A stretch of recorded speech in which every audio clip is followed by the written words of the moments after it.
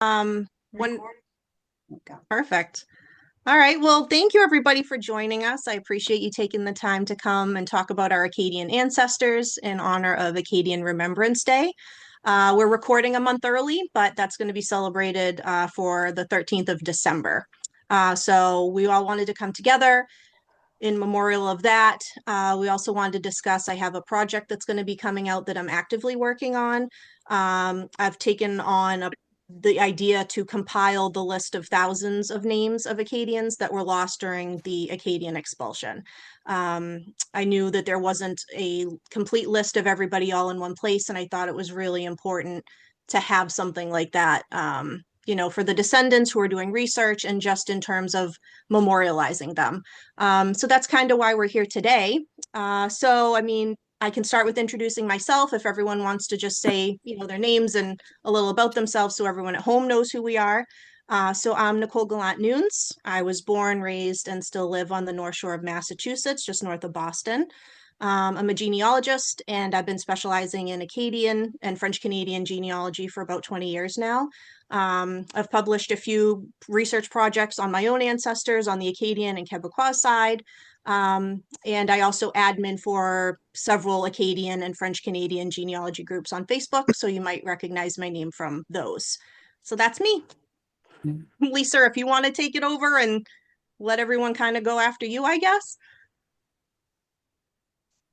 No, you're on mute. Oh, oh no. What Ah, happened there? I'm not used to being muted. My name is Lisa Elvin Steltari, and I am a genealogist. I'm based out of Tucson, Arizona, and I am originally from Drummondville, Quebec, as I was discussing, and lived there for 38 years. My mother is French Canadian, and through her, obviously, I have the Acadian lines. And my specialty has always been Filles du Roi and the colonial period in French Canada.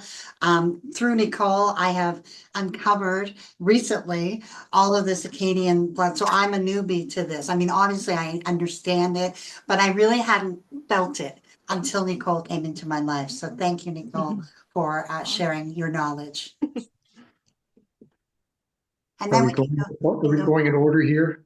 John, if you want to go, yeah. Great. My name is John O'Quinn. Quinn is my Facebook alias, but my last name is O'Quinn.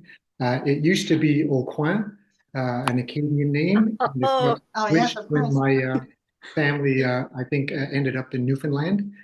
My genealogy research began in 1998 on a trip to Newfoundland. My dad's father is half Acadian, and my mom's mother is 100% French Canadian. So those have been my two areas of expertise and interest. I've done a lot of genealogy holidays. I've been to La Rochelle. I've been to Ile de la Madeleine. I've been all through Cape Breton, and I spent 9 years at university on the east coast of Canada, New Brunswick and Nova Scotia, and I'm currently living in Ottawa. Oh, okay. Next, we have Georges. Oh, no, we have Anne. I'm sorry, Anne. Hey, I grew up in southern Massachusetts in a little Canada.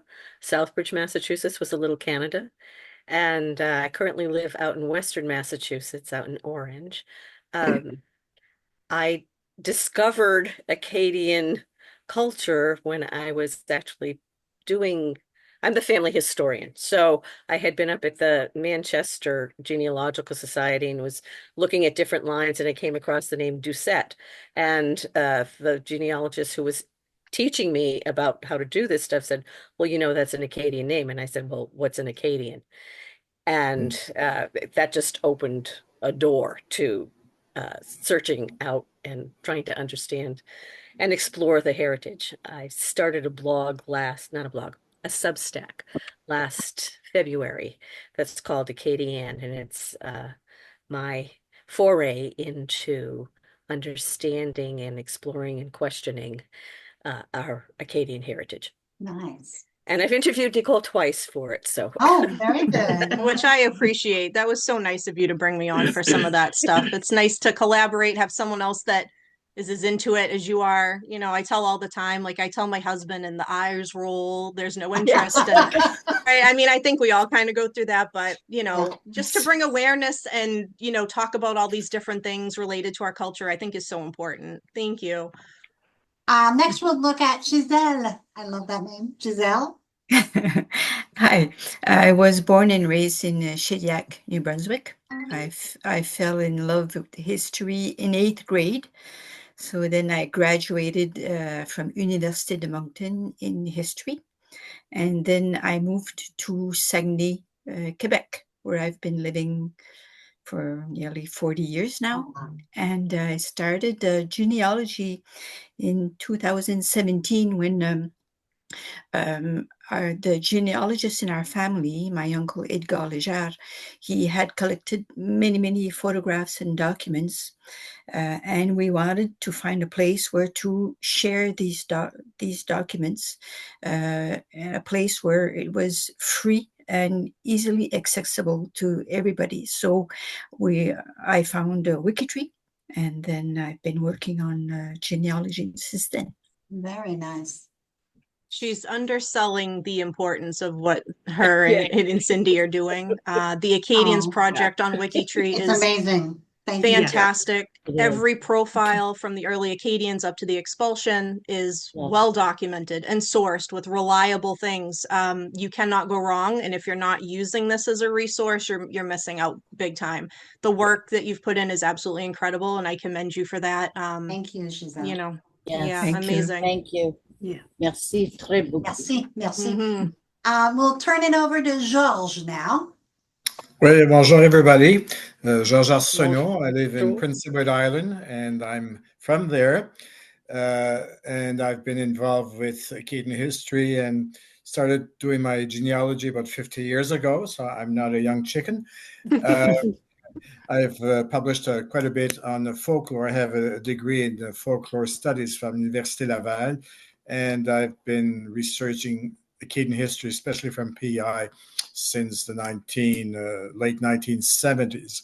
I'm a member of La Commission de l'Odyssée acadienne that has been coordinating the monuments of the Acadian Odyssey. There's about 15 of them now in North America, and also in Prince Edward Island, I've been involved with the annual commemoration of the deportation of the Acadians on the 13th of December. So I have been the MC for that since 2013, I guess. Wow. And so we've tried to get people interested in their history through the story of some of the people who went through the deportation. Some of them died, some lot survived, and that's a part of history which I like, is telling the story of people. And we're quite fortunate for the last 20 years or more or less to be able to do more of those personal stories because of all the genealogy that has been done, and with access to internet and all the work that Stephen White did, which and his work has been very helpful to build a story of individuals. That's because the deportation is very political, but who were those who suffered it was the ordinary people, and knowing about their story, about our ancestors, brings us to appreciate who we are and to appreciate our history. Absolutely. That's what I love about your work so much, is it's and I always say genealogy is the dates, the names and the dates and the locations, but you put it in a way that's like a story. One of your pieces on Alexis Doiron, one of my ancestors, and his saga, it just shows how you managed to piece together, his whole journey. And so your work's incredible. I can't thank you enough for what you do as well. Thanks very much. Yes. And now we turn it over to Leah. Oh, hello. My name is Leah Supernat, and I grew up, born and bred in Massachusetts. My father is mostly, his whole family is from the Quebec area. And then my mother, surprisingly, was mostly Acadian and very early American. So I've had a real fun time researching the history and learning about all of it, that I never knew any of it. And I always wanted to know ever since I was a really small child. So it's very exciting to be here with all of you. I'm not a professional. I'm guess I would say I'm just an amateur and I like to help people, especially Acadian people, find their roots. And I love knowing who my ancestors were. It fills me up. It makes me feel very grounded. Exactly. So thank Great. all of you All do. for all Thanks, do. what you Leah. guys do. Gordon, you're up. Okay, I just have to unmute. Anyways, yeah, so thank you. And anyways, I echo what Leah was saying. It's pretty close to what I'm at. And I do have a database at the Acadian Museum in Musqueam, PEI.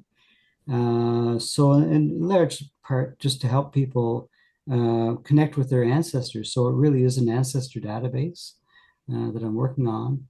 And I've been involved in it since I've done genealogy starting in 1987. I should have done it before. I didn't know who any of our ancestors were.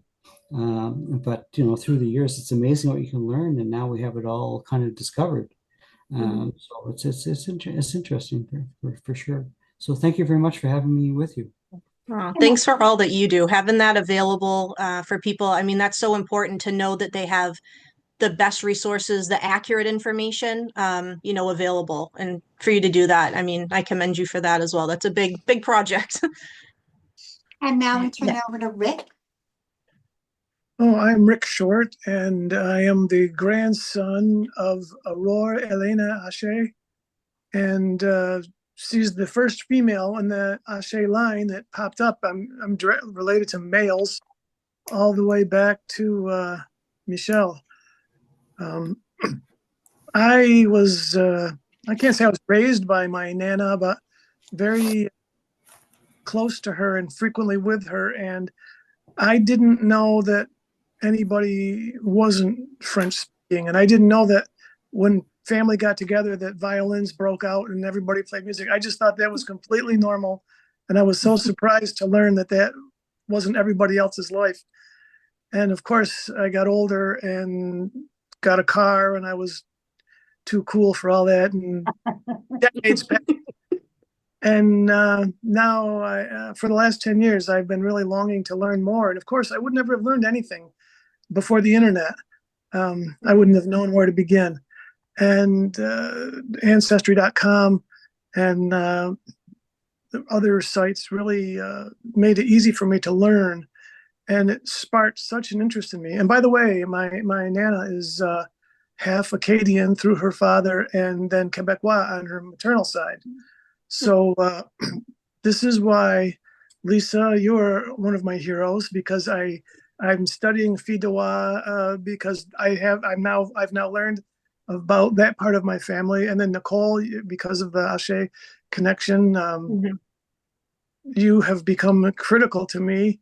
And Anne, I read everything you write that I can find. George, I met you last summer, 16 months ago in Prince Edward Island at an event that you had at the bank building. And John, I attended your webinar. So some of my ancestry heroes are here. He's like a super fan. So cute. Oh. All right, just to James, if you want to introduce yourself. Hello, Yeah. I'm James Perry Oh, from Somerset, Prince Edward Island. I know both Gordon and George quite well. I live about 5 miles from the Musqueam Museum and the great archive that is there. I've been doing genealogical research on my family since about 1976, when I found my grandmother's name in a parish history of Notre Dame de Montcarmel and Montcarmel PEI, and asked her about it. That was her that was mentioned in the book. And I just fell in love with searching out my family name. I am pretty close to 100% Acadian. My family is full of Poiriers and Arsenaults and Gallants and all the other names from Prince Edward Island, Aucoins, which we have as wedges here in PEI. And I'm here. ran into Nicole on Facebook a year or so ago, I guess, and Mhm. I'm following her research immensely. So glad to be here. Thanks, James. Thank- Aw. The last one, I don't have your name. Sorry. It just says user on your. I don't know why it keeps coming up that. My name So is I didn't want to Nova. say, okay, user. But I'm not an abuser, so there we go. I'm a user of everybody's resources because you all are fabulous. So Aw. I will take that and run with that. There you go. My name is Nova Burke. When I started looking for my Acadian, or actually my family history, was for my dad's 60th birthday, like 20 odd years ago. And because I wanted to do a surprise book for him. And so I started looking for my Irish Burkes, B-U-R-K-E, right? That's Yeah. Irish. So then I had a couple so of much. cousins online that said, no, stop, you're going the wrong way. This is where you need to go. So I found out that it was Bourg and then Bourke, and I found 9 or 10 different spellings along the way. My dad, when I first put in my dad's family information into my family tree maker program, my grandparents didn't come up as husband and wife, they came up as fourth cousins. So Yep. yeah, so it forks a little bit, so that's good, we're good. But I had no idea that there was so much French. Like I knew that there was some, but I didn't know, like I had no idea that my grandfather, who didn't teach one word of French to any of his 6 children, I'm still mad at him for that. Mhm. They spoke nothing but French at home. Wow. Mhm. But because they lived in Nova Scotia, which was very Anglophone at the time, and they needed work, that's how our name became anglicized, and that's when everything became hush hush. I grew up knowing French words, but they weren't pronounced French. My grandmother was a Cormier, and she pronounced Pétisseur as pig's ears. That's how she heard it as a child. Wow. So that's how she pronounced it. And it's like, why are they called that? Because I haven't a clue. So I started compiling all this information, and it was like, wow, this is like super overwhelming. I ended up enlisting Stephen White's help. I got my dad to do a mtDNA test, and my mom's like, why? You know who your father is. And I said, I know, but I have this brick wall. So he was very gracious and saying, okay, let's do that. Because he's curious. Like he lived around all these people. Like just about every Acadian name that ever was, Lucy Leblanc Constantino is my 3rd cousin. Yeah. So I'm related a stone's throw from all of these names on my dad's side. And he had no clue that he was related to most of the people in his area. Wow, that's So- amazing. Jeez, that must have been maybe like a shock to kind of come across that. My 3rd Wow. great grandmother was where I had this problem, and Stephen came back with this. He broke everything down for me, thank goodness. And my 3rd great grandmother was one of the girls that was born with pretty much the same name as those in 11 other families. So he broke it all down to find my 3rd great grandmother. It's like I would still be in the process of all that. So thank you, Stephen, for that. Like without him, we would still be stuck.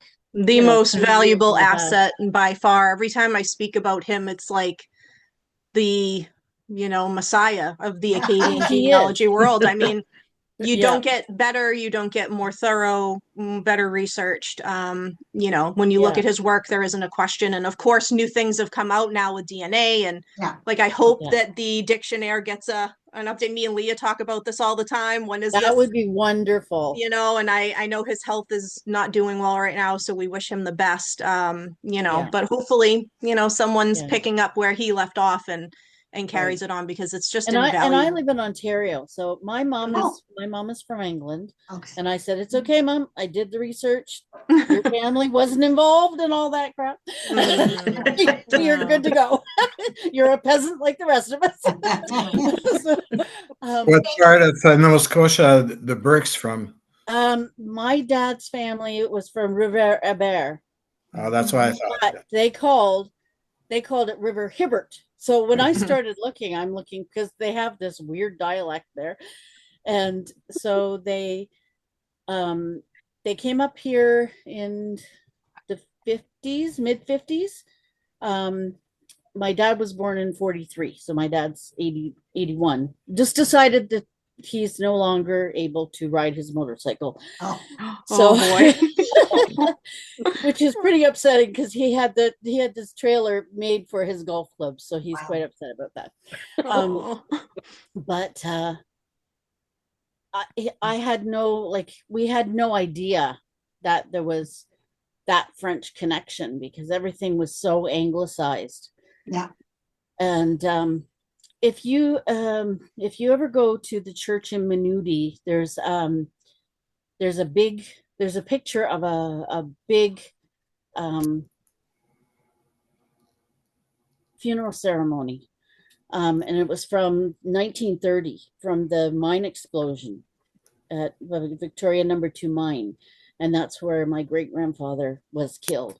Oh my. So then my grandfather at 14, being the eldest boy, had to leave school and go get a job. And of course, he ended up working in the mines. So that's why they came to Ontario, to get away from that. Thank you so much for sharing. I think it's amazing to hear how many of us didn't know. On my mom's side, full-blooded Italian from near Naples, in Italy. And on my dad's side, all I knew was like French Canadian. Like I knew from Gallant, you know, I know it's different pronunciations, but I knew French. It was somewhere French, and I said, where? And they're like, French Canada. I'm like, cool, Canada's huge. Where are we? Can we narrow it down? Right. And so I didn't know. And so my paternal grandfather, of course, Gallant, all Acadian, and then my paternal grandmother was actually Fraser.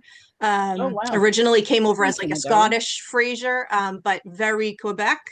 So all married into the French community. So 25% Acadian, 25% Quebecois. So it's just interesting, but never knew it in school. I even asked my son, he's 15. I'm like, do you learn about the Acadians or anything? And, you know, Massachusetts in particular, we had textile mills, you know, Yep. that were a really big draw around the turn of the century. And a lot of French came from Canada to work here. And Yep. so you see the names all the time.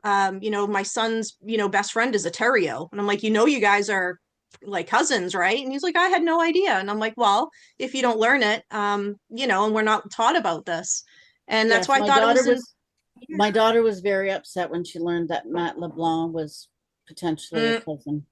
Mom, Yeah. that's just gross. I think it's very distant, and I think she still has a shot because it's so distant. I don't think the relationship's close enough to say, right? Except he's my age, so that's probably not a good thing. That might not be a deal breaker anymore these days. You don't know, Yeah. right?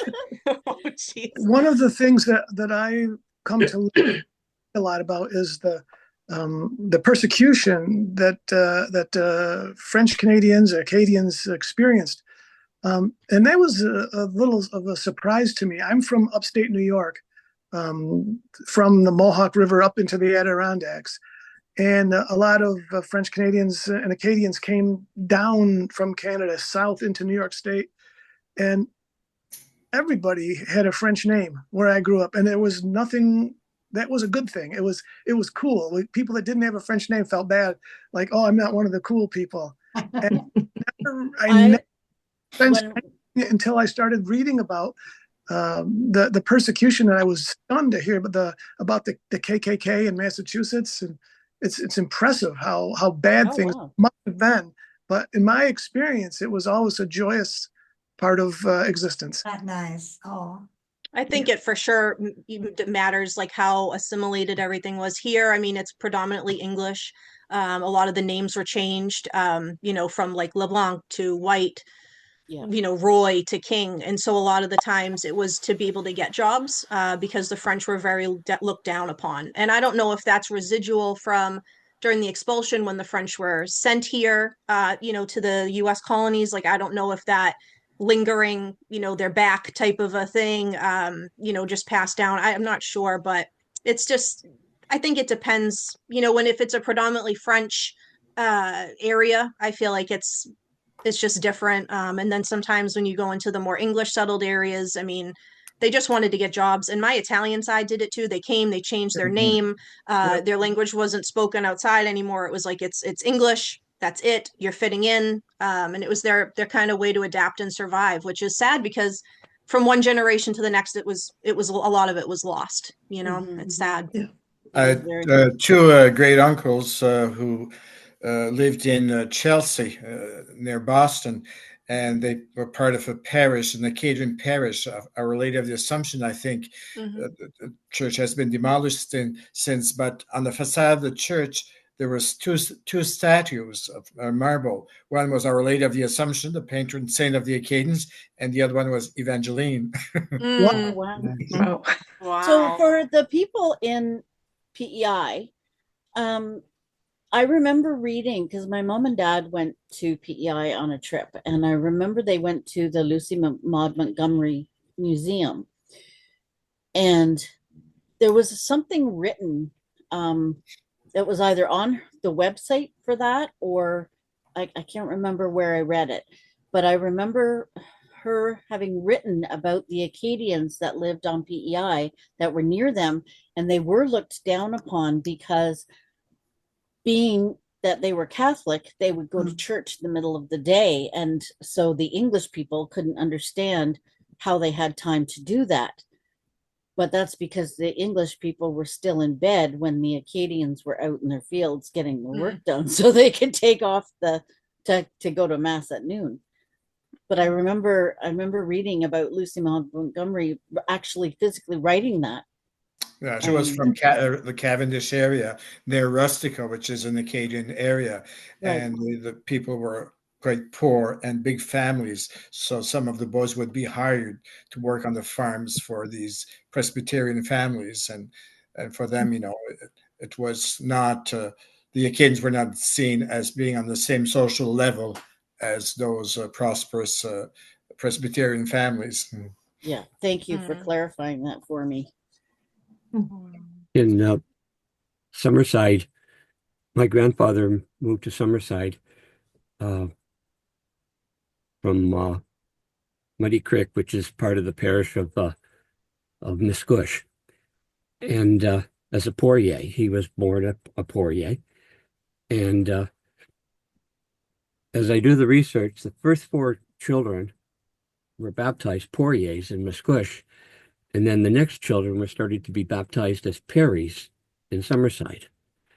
Yeah. English priest. And as he was a carpenter, and as he tried to expand his business, as a Poirier, he had other Acadian families who would hire him to build house. But as he changed his name to Perry, then the English people would then hire him. He also had an interesting philosophy as he was out with his friends and maybe playing cards or something like that. And there'd be one Englishman and maybe 3 Acadians, and they would be chatting in French, and he would rebuke them and chastise them and say, no, we all with very limited education, grade 1, 2, 3, we know 2 languages. We speak English, we speak French.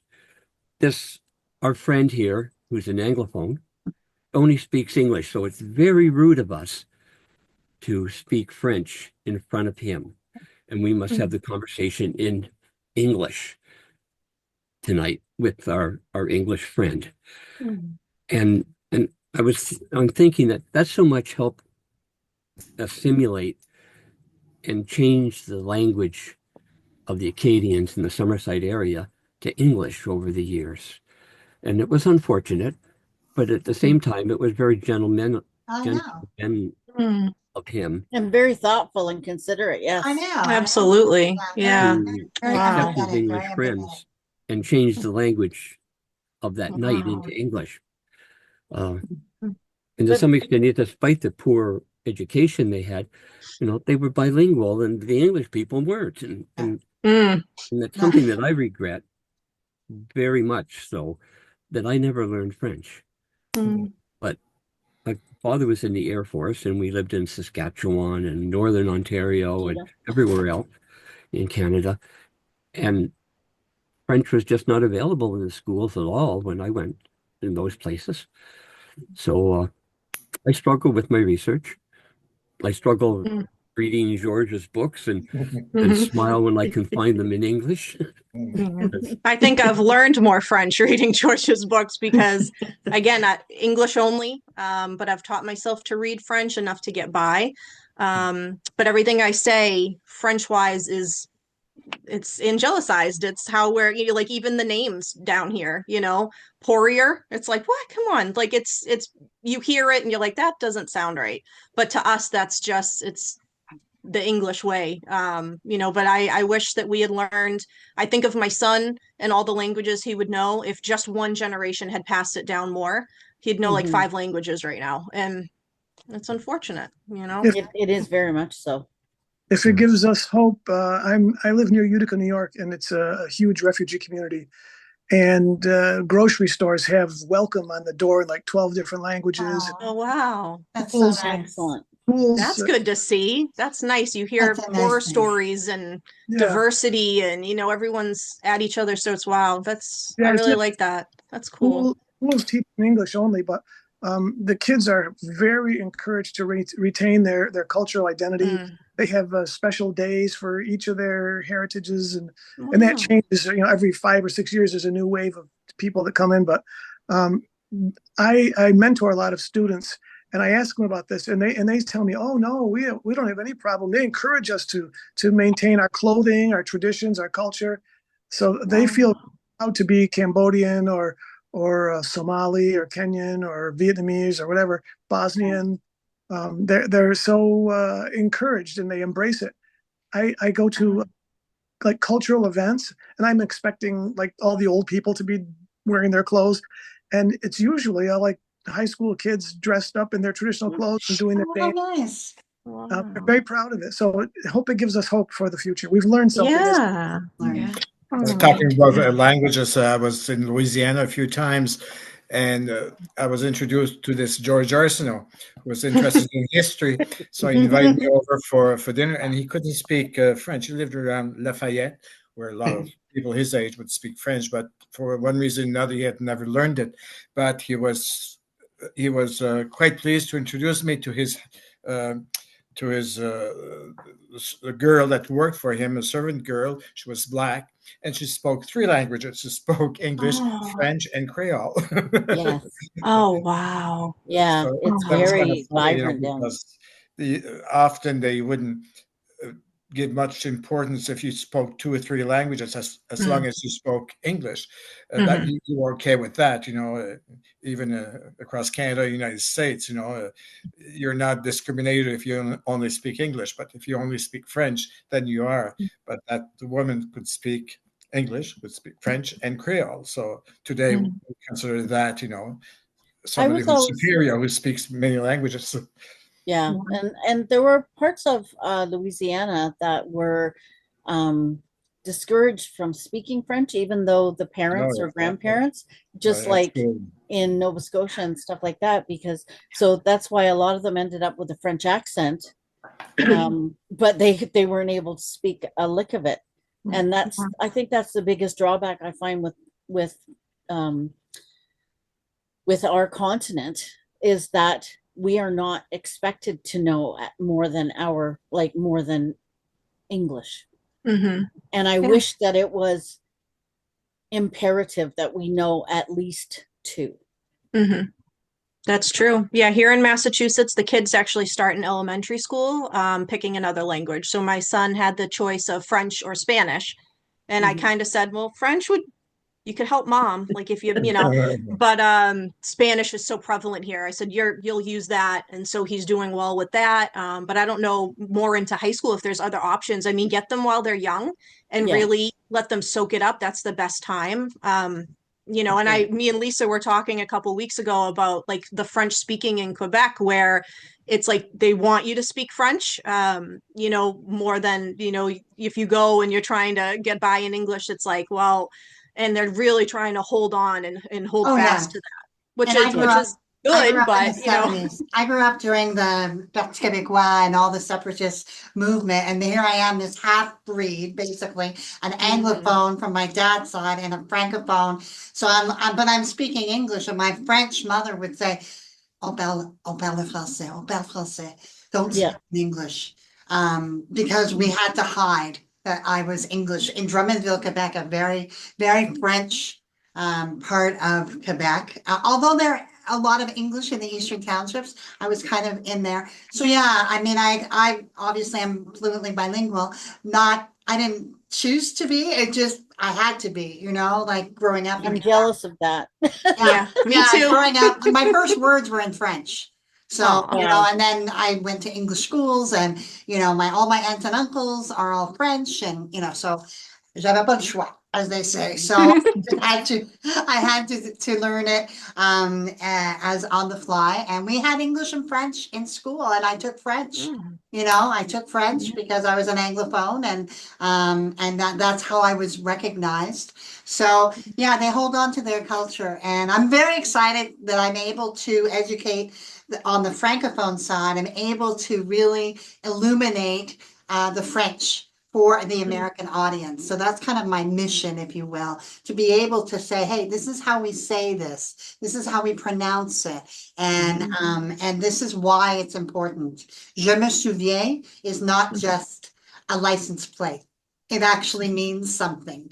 And so that's kind of, where we're at. But obviously the acknowledgement of the Acadian, and I think that there's so much work to be done there. And I'm so grateful to you, Nicole, for bringing us all together and going to share some stuff with us, right?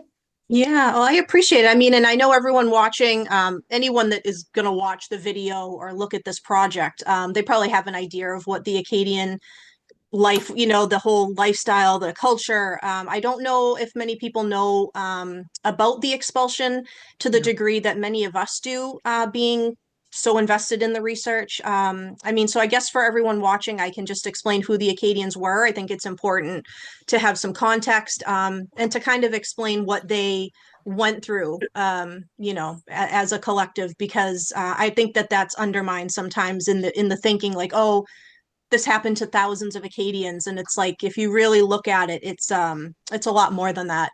So I wrote up a little something about them, which I'm sure many of you will know, but just to go over it. So who are the Acadians? So today's Acadians are the descendants of 17th and 18th century French settlers who settled in the vast region known as Acadia or Acadie, and it encompassed the northeastern region of North America, comprising what is now the Canadian Maritimes of Nova Scotia, New Brunswick, Prince Edward Island, the Gaspé Peninsula in eastern Quebec, the southwestern parts of Newfoundland, and the northeastern parts of Maine in the United States. European settlers from other locations other than France did marry into the predominantly French population, as did some of the local indigenous people, but by far the origin of most of the Acadians was France, particularly from the southwest region near La Rochelle. So the first permanent settlement in Acadia was in 1605, although explorations and temporary settlements had happened in the years before. And the first major wave of French settlers arrived over the next several decades, really ramping up with arrivals about 1632. And they began to occupy the surrounding lands and exponentially growing their population. And they were welcomed and helped by the local indigenous population, such as the Mi'kmaq. And in the first Acadian census at Port Royal in 1671, there were 392 people counted. And France and England had fought several times over this land, for control of it. And in 1713, the Treaty of Utrecht was signed, giving England control over Acadia once again.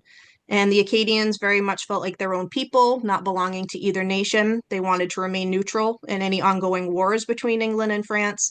Literally, all they wanted was to be left alone, to stay out of conflicts, to practice their Catholic religion, and to have land to live and farm on. And although Britain really wanted the Acadians to sign an oath of allegiance that swore their loyalty to England, they eventually settled on a conditional oath from the Acadians. And for a while, they agreed to abide by Britain's rule, recognize them as their sovereign, but with a clause that said, we're not going to take sides in any wars. Britain reluctantly accepted this, and things were relatively peaceful for the next few decades. But things went off the rails again in the 1740s when France decided they wanted Acadia back. The British and the French, feeling the rise in tensions, had been taking turns building forts and garrisons in strategic locations within Acadia in anticipation of one another's moves, like a game of chess, because it really felt like things were coming to a head. And like I mentioned several times over the span of decades, the English demanded that the Acadians sign this oath of allegiance. Some did agree to this oath reluctantly, but others refused, and they were adamant that they wanted to stay neutral. And many stood fast in this decision until the very end. And it was this repeated defiance, as the British saw it, that was the catalyst for the events that followed, known as the Acadian Expulsion, Le Grand Dérangement, the Great Upheaval. In 1755, British authorities made the decision to remove the Acadians from these lands.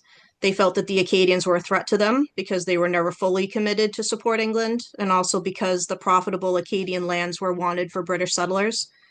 At this time, estimated there were about 12,000 Acadians living in this vast region, raising their families, tending to their homesteads, hunting, fishing, and farming in the fertile marshlands.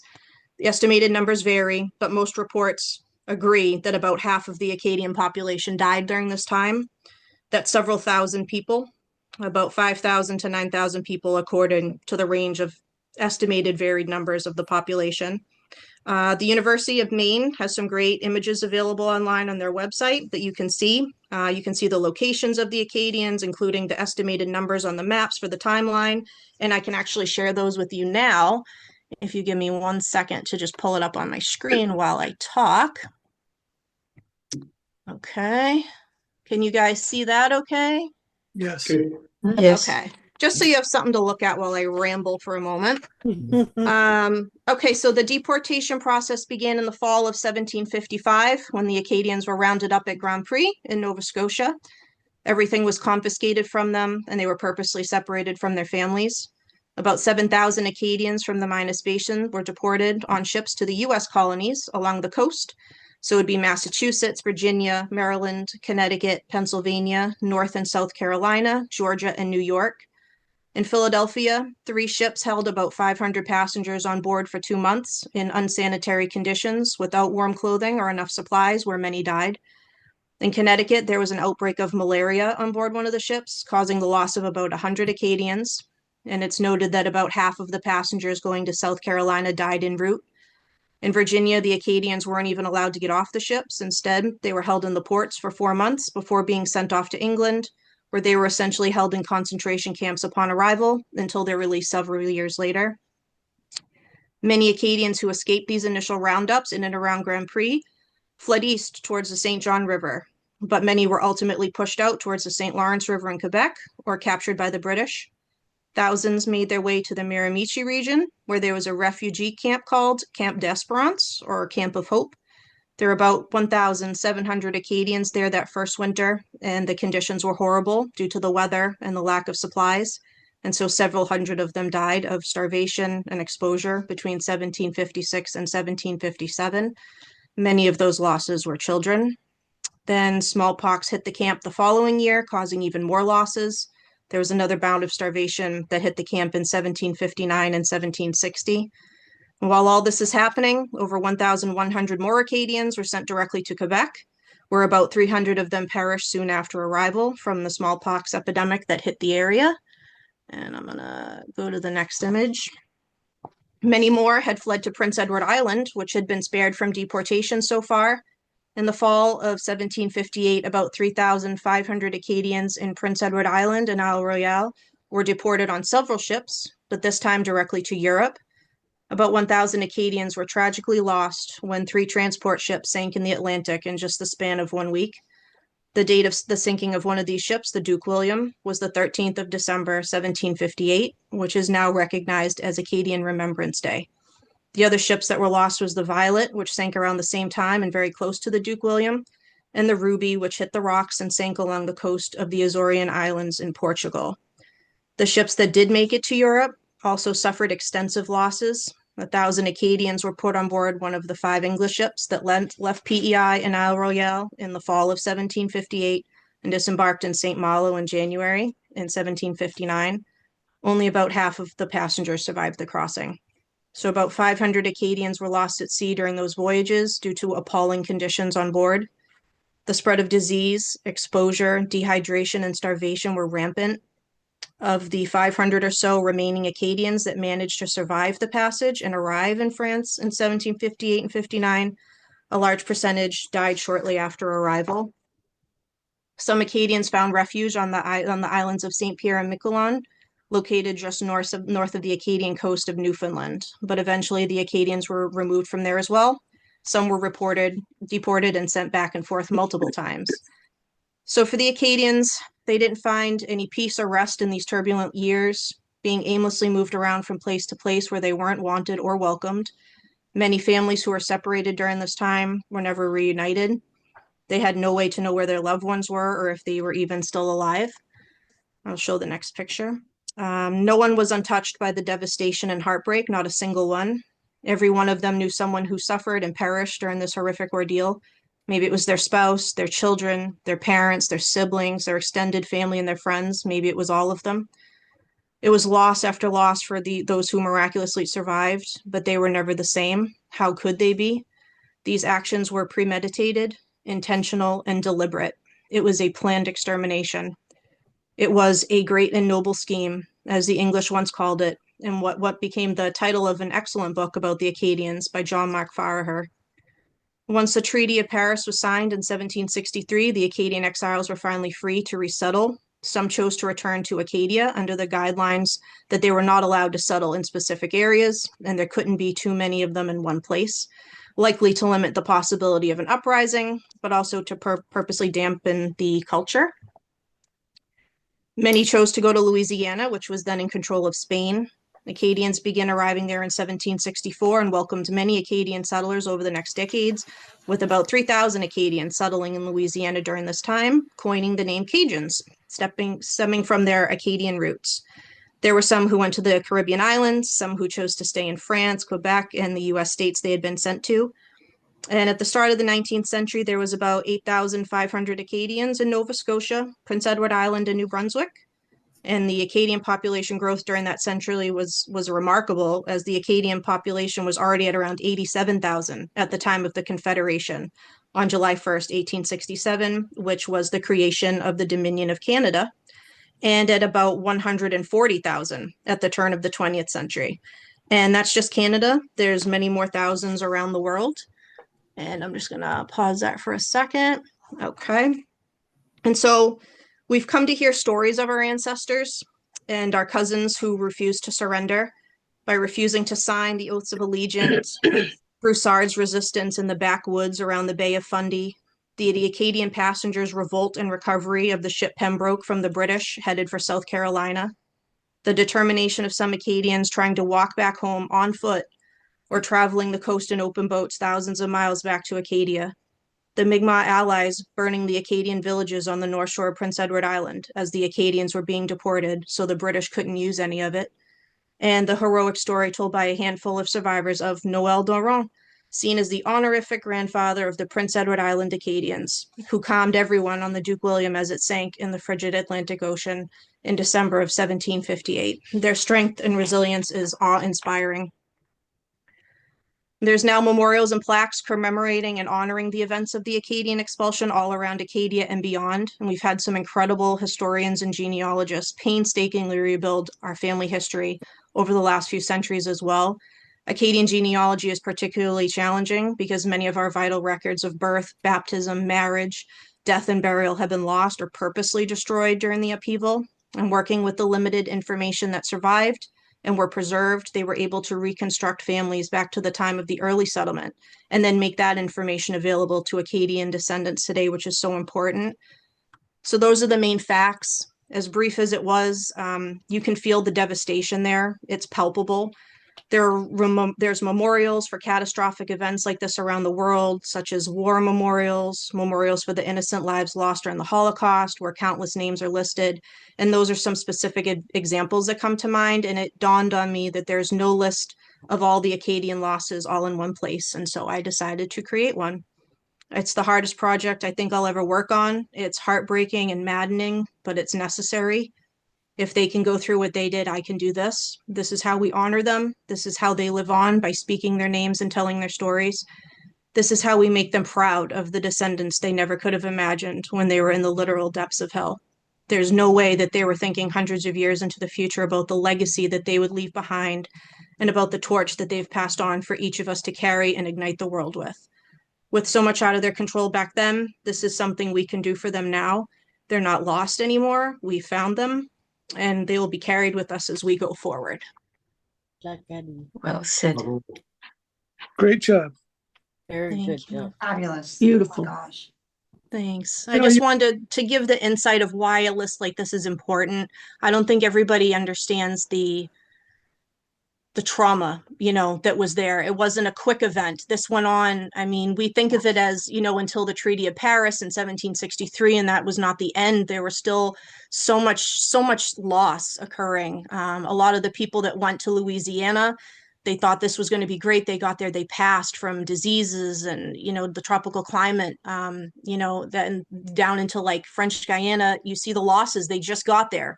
There was even one line I was researching. I knew it, but I had forgotten about it, where the people that were in France, the Acadians that were in France, they finally were able to get a ship to go back to Acadia. And they were on Le Neptune, not the Neptune that was the English ship. This is the French ship. And it ended up, they were off the coast of Newfoundland and the ship sank. In 1764, they were just coming back. The Sampson family, it's just, you're literally in the sight of going back, and this happens. And so I just didn't think it would be fair to put a limit on the year that I'm including in my list. I think that if I feel like their death is as a direct result, back in Miquelon, where they had deportations multiple times, my own ancestors passed in 1779. That's 24 years after the initial thing. And so they passed in France just after being deported from there. And so this wasn't a quick event. This was ongoing, the physical, the psychological. So just to give everyone, I'm sure you all know it, but just to give everyone a little backstory about, the hardship, the impact that really reverberated through the whole community. Well, you're talking about the psychological. It still affected generations later. Mm-hmm. It still affected my family. Yes.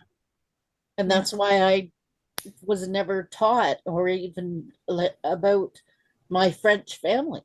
Mm-hmm. If you want an icon of the resilience of the deportees, would be Marie-Blanche Leblanc. Maybe Stephen has written about her. She's the Acadian who was deported 4 times by the British. Wow. Other Acadians were, certain Acadians also were deported 4 times, but sometimes one of the times was by the French themselves from Miquelon to France, but she was deported 4 times. She had been deported from Nova Scotia to, I forget, it was Virginia, and from there she came back. I forget the whole story. Came back to the Maritimes. They came to Ile Saint-Jean, Prince Edward Island, then were deported to France, and then she came to Miquelon, and then from Miquelon she was deported twice. I think she ended up living in Quebec. Okay. Quebec. But he wrote about that. I don't know if he has written it in English, but he said she's the Acadian has been deported the most time, the greatest number of times by the British themselves. Just We an amazing. aside to what you're saying about it leaves a psychological, and sometimes you're not even aware of it. Last summer, I did Le Chemin du Roi in Quebec, and I had this really, really strong compulsion to go to Yamachiche And I didn't know why. I could barely say the name, let alone know what it was. Mhm. And I come to find out that that's where my Acadian grandparents Wow. went to and died. So I was like, I had this feeling, and when I was there, I felt it. I didn't know what I was feeling, but I felt it. So it stays with us. Yeah. That's so interesting. That's something I wanted to touch on too. If just the thought of there's the whole nature versus nurture debate. But I wonder if there's something, if it could be something in our epigenetics now, where it's like almost passed down in our genes. There's so many studies on like if trauma is passed down, does it have an effect on what genes turn on, turn off? And it's interesting. I have a mental health background. Before I decided to stick with the land of the not living, I decided, I was working with people in the mental health field, and I would see, patients, when I was doing my studies, and it'd be interesting to see how generational stuff. I mean, you think of the Holocaust and the families that were affected by these things, and now even doing genealogy, because you're learning about the history. And even before I tell my clients now, like about what I've found, I ask them, like, is there anything weird in the family that anyone has a phobia against, an aversion of, just out of curiosity? And they'll say, like, I can't go in water over my head. I'm terrified that I'll drown. I can't do it. And then you find out like a great grandfather was almost in a shipwreck or something, or, I'm terrified my house is going to burn down. I'm always unplugging all the appliances. And then you find out there was like a near fatal, fire incident somewhere. And you're like, is it a coincidence or, something more to it? I was curious what everyone else kind of thought. I mean, I think I'm leaning more towards there could be something to it just because I've seen too many coincidences, but I'm curious what everyone else thinks. I'm going to weigh in on this one. I appreciate that. I hoped that you would. I think you have some insight.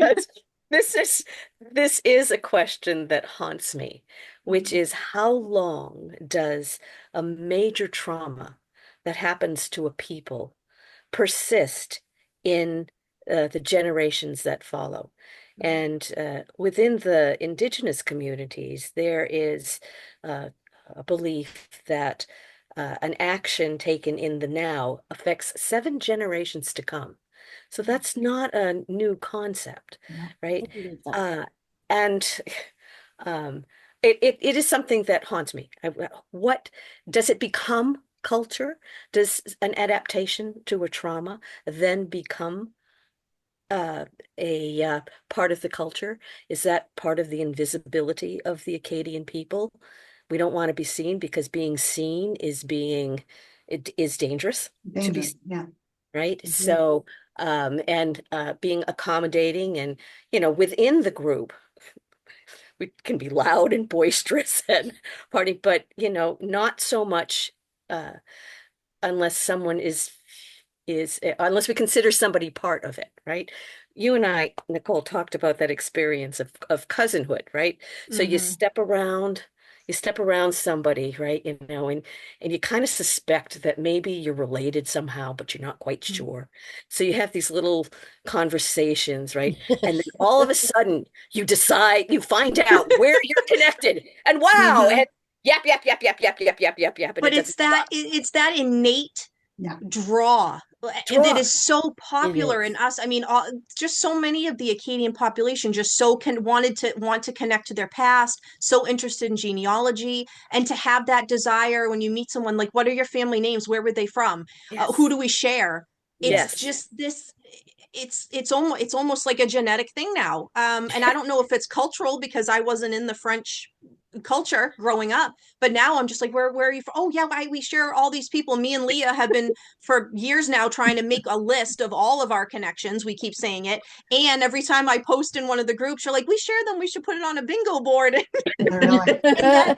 Because we want to know. And like, there's just this draw, and I know so many of us feel it. So it's interesting that you brought it up too, because there's something to it. There's something to it, right? That's not a coincidence. No. I can't, and yet it doesn't persist through all members of the family, right?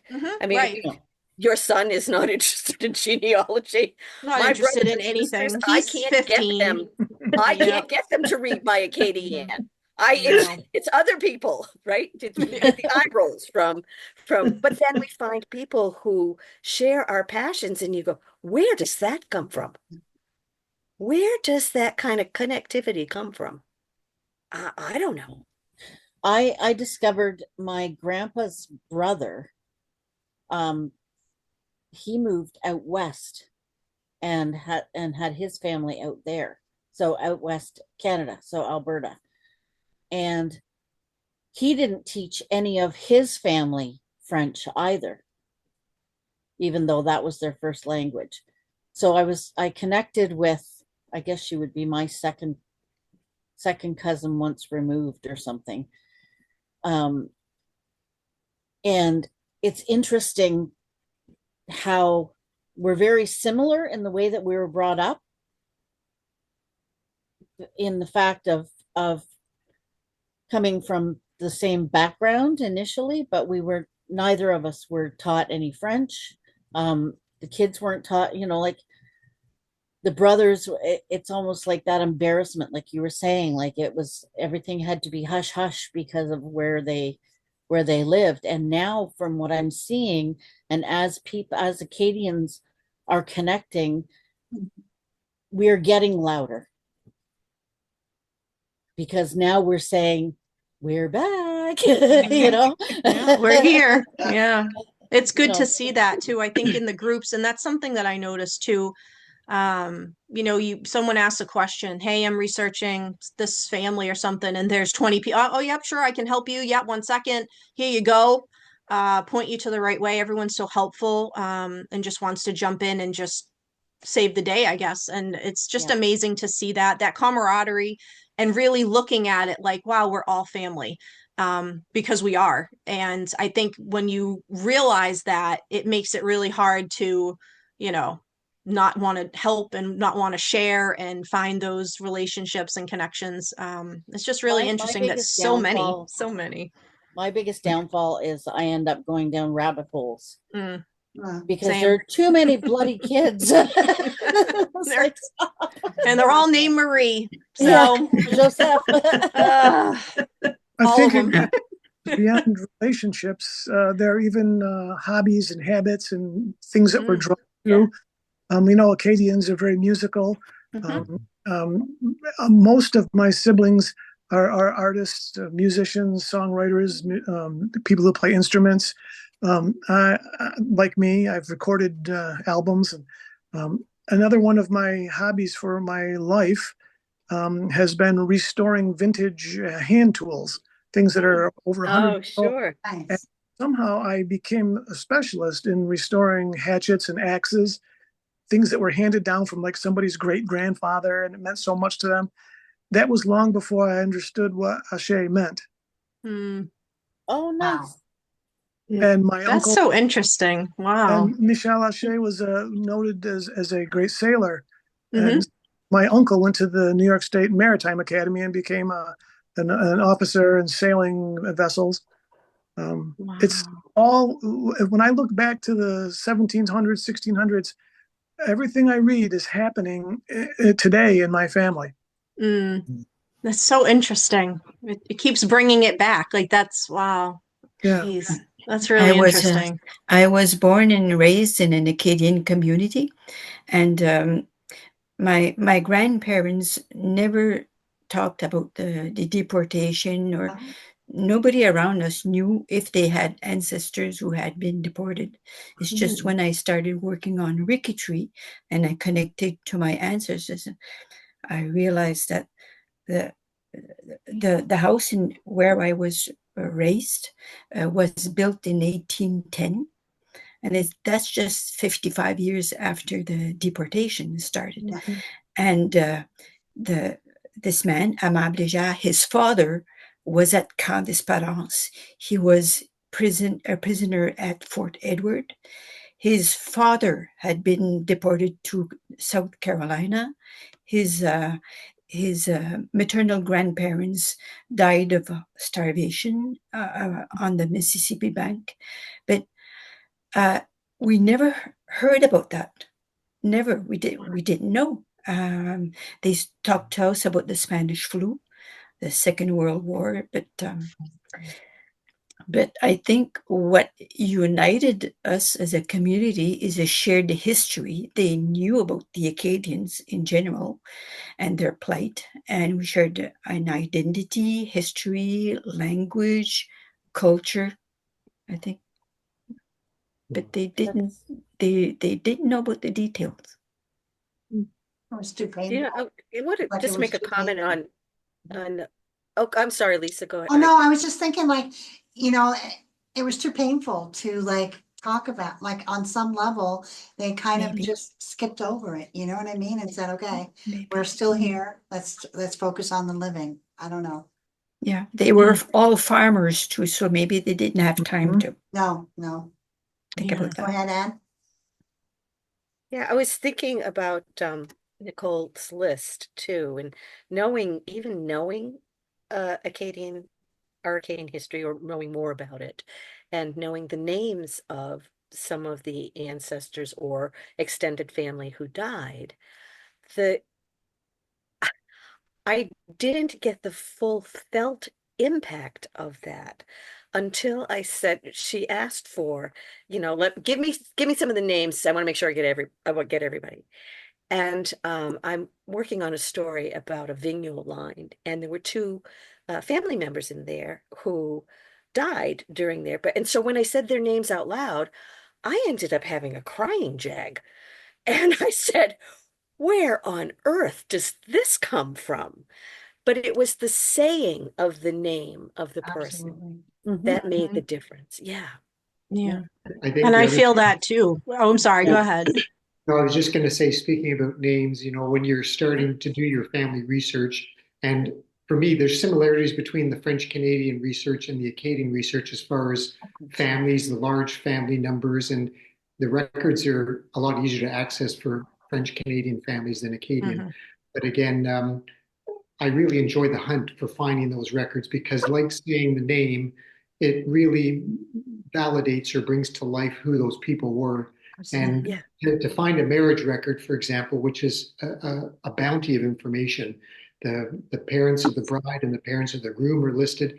And if you're lucky enough to see signatures on that record, like it gives you shivers. Like when I see my eighth great grandfather's signature or something, which was uncommon at the time to be able to sign your own name.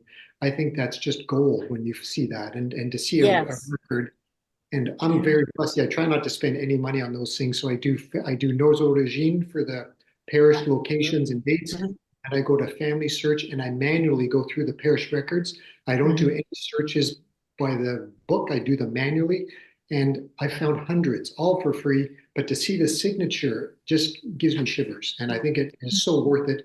And to have a binder full of all those things is priceless for me. Absolutely. Absolutely. I 100% Mhm. agree. I love seeing that too. Mhm. And it's moving, especially when it's that far back.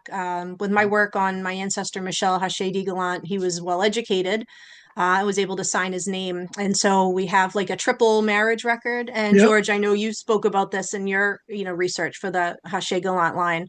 There was a triple wedding of the three children of Michel and Anne that married on the same day, same place, and seeing his name the three times for his three kids, that was really powerful. And it's rare, and with so much that's lost. I mean, Leah and I talk all the time about how spoiled we are, with Quebec records. It's just, and we know we could have had that with our Acadian records. Like, they were just as, Yeah. Distinguished. steadfast at doing it. And unfortunately, thankfully, over time we've been able to piece it together, but it's just not the same as seeing it. The ones we do have, it's like, oh, it's like a holy grail, because we know what we could have, but at least we have something. I guess that's part of it. But like you said too, to see all the names, to say them out loud, as I'm writing them, I'm saying them in my head, and I always say the kids' names out loud as I'm writing them, because those kill me. I mean, I'm a mom, so that's my thing, but it's not right in any sense of it. So what I can do is I can actually pull up the project as we're talking, if you want to do that. And to them, their kids were, to some degree, a commodity. They just kept having more and more and more. It Mhm. must have been still heartbreaking for them to lose so many. Oh, And yeah. every place you turned, every house, every family had death so prevalent. Yep, it was, and it was everywhere too. When I was working on my Italian lines in Italy, very small towns outside of Naples, there's families that lost like 6 out of the 7 kids. How easy it would have been for me not to be here. I don't know how. Like Oh, both yeah. parents died, all the kids. It's like, who raised you? Like, what, you were like 3. You were the only survivor. It must have been friends or family or something. But how easy it would have been. And it's just, and that's like with disease, and it's like sad in itself. And then you look at the babies that were born on the ships that knew nothing but this. That brings me to tears. It's like they were born into chaos. They knew nothing of anything good. And just, it literally breaks my heart. It really does. I'll pull up the list so we can let While me you're doing see that, I'm here. thinking of, thinking of the toddler. All ages were on the ship. Mhm. Can you imagine being a toddler Mm. Yeah. going through For that? for the maritime provinces, we often think that all of our ancestors were deported. They were uprooted, but for the majority of the Acadians who resettled in the Maritimes, they had not been deported. They had been to refugee camps. Mhm. And so, like in my family, the Arsenals, most of them, we were very smart. We escaped deportation. Well, not really, but so we went to a refugee camp in Ristigouche, and probably before we went to Miramichi. And in my family tree, I've got all the branches done. I have maybe 1 or 2 branches where there was deportation, and one branch. Uh, one of my ancestors was in Grand Prix, and he's on the Winslow list, number 5, I think, was deported to England, well, to Virginia, then to England, and the Treaty of Paris went to Europe, and then one of his daughters married Barrio, who had been deported from PEI, who was imprisoned in London or in England, and the treaty ended up in France, finding his siblings, and then from there, they were recruited by the Robins from the Jersey Island to come and fish cod for them. So they crossed the ocean. They went to Carleton, the Gaspé, and one of their grandson moved to St. Louis, County, New Brunswick, and from there, after another generation, one came to PEI, and 2 of his daughters are my great grandmothers, something like that. So it's interesting to see that in my family, I never thought that any of them had been really deported, but had been uprooted a number of times in the Maritimes. But then you find when you can do all your branches, and all of a sudden you find this family or these 2 individuals who went through the deportation. Because I know you get many surprises when you can do all the branches of your family. Oh, yes. In fact, my Arsenault ancestor, I'm very Arsenault because the ancestor of the Acadian Arsenauts, Pierre Arsenault, had 8 sons. In my family tree, I have 6 of them. So, Oh, Oh, my goodness. wow. and Yeah. there's another family that came to PEI in 1728, I think, a Boudreau family. And there was 10 girls, I believe 9 or 10 girls, and I have about 6 or 7 of them in my Don't family you love tree. it? So Oh, my gosh. there was a small reservoir of families here on the island after the deportation, so they intermarried a lot. Oh yeah, that's common with Acadians in general as well. You marry who's around, and that's why it's so tough today with like the Acadian endogamy, and you take a DNA test and you have 10,000, 100,000 cousins, and and you're trying to figure out how you're related, but with all that extra DNA, it kind of inflates the relationship predictor. So it's like, oh, you're third cousins. It's like, no, we're like fifth cousins, but so everyone's like, how do I figure it out? I'm like, you don't. You just put it away because you'll never do it. Yeah. So I pulled up the list that I started. The list that I sent to you guys. I wanted you to be able to look through it. before we met up and stuff tonight. I ended up adding a bit more. There's now over 1,600 names. Wow.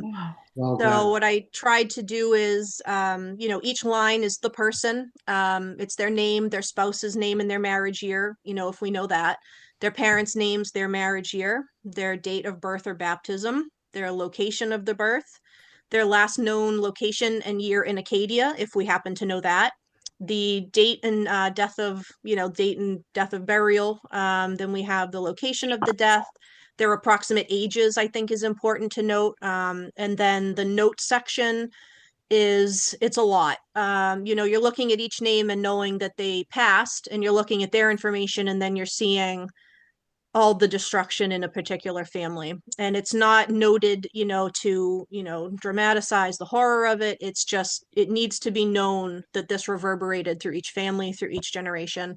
So if you're just, you're just scrolling through, and so I tried to plan it the way I thought it would go, with focusing on like A and B, focusing on the year 1755 to 59, and it went off the rails because, like everybody else said, I went down rabbit holes. I would follow the spouse and the kids. Who'd you marry? What kids did you have?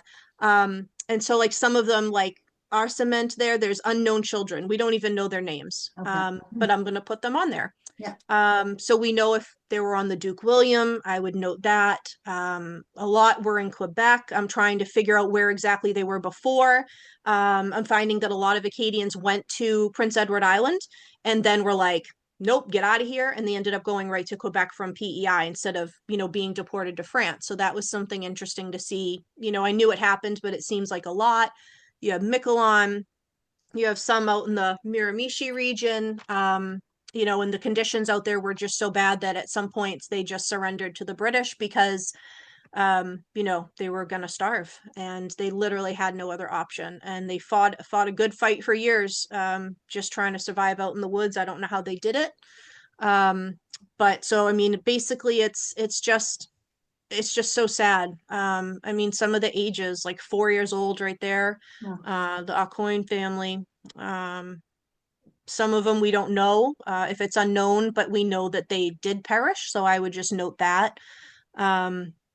And it's just families. You see the same parents of the same children. And we can look over here, with the note section. Lost his father, 3 siblings a few months earlier. Mother lost just before the expulsion, died at sea with her father and 8 siblings.